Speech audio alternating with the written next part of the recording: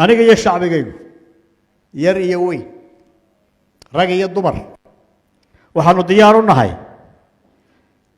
أنا قلنا كور جليا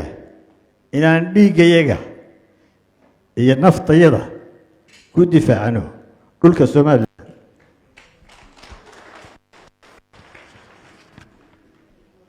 وحن شعب يوجو باغية إن يودي يرجروبان دفاعه قرك وحن وسط كحريقيا إن الصومال الآن عندنا الدولان كوهين عد كسته الدولان كسوق هذا الصومال الآن وحن بري دورنا 10 أنا ولي جود إلى وين دولة دي كعان كعيد محمد سياد بره waxay dunidu u qirsanayd inay ahayd dawladdii ugu xoogga weynayd Afrikada Madow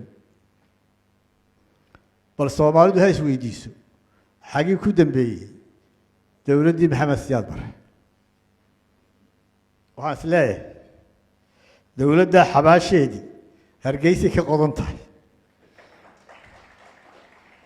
dayuuradihii iyo taawangiyadiina waxay sulan yihiin suuqyada Hargeysa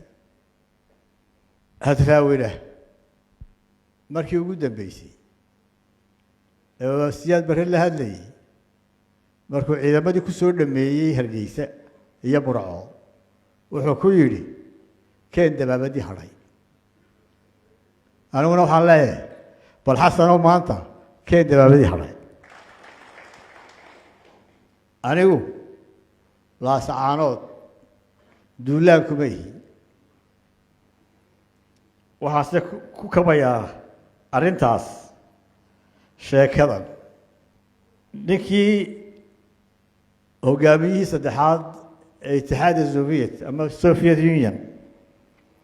oo la oran jiray Nikita Khrushchev ayaa nin wariyahay wuxuu weydiiyey Talyaaniga ma ku duulaysaa sababtu lahaa ma ugu duulaysaana waxay ahayd Mareykanka saldhig ka samaystay dabeedna Nikita Khrushchev wuxuu yiri maya Talyaaniga ku duuli maayo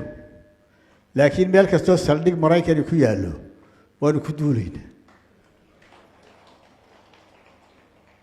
waxaan ka digayaa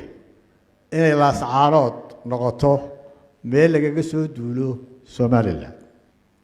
waxaan u mahadnaqayaa madaxweynaha Puntland oo aan ka wada shaqeynayno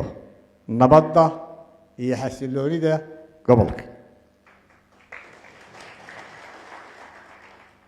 dardaarankayga ugu dambeeya waa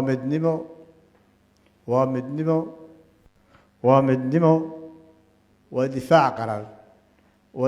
qaran iyo inaynu diyaar garowno. Assalaamu calaykum waraxmatullaahi wabarakaatu.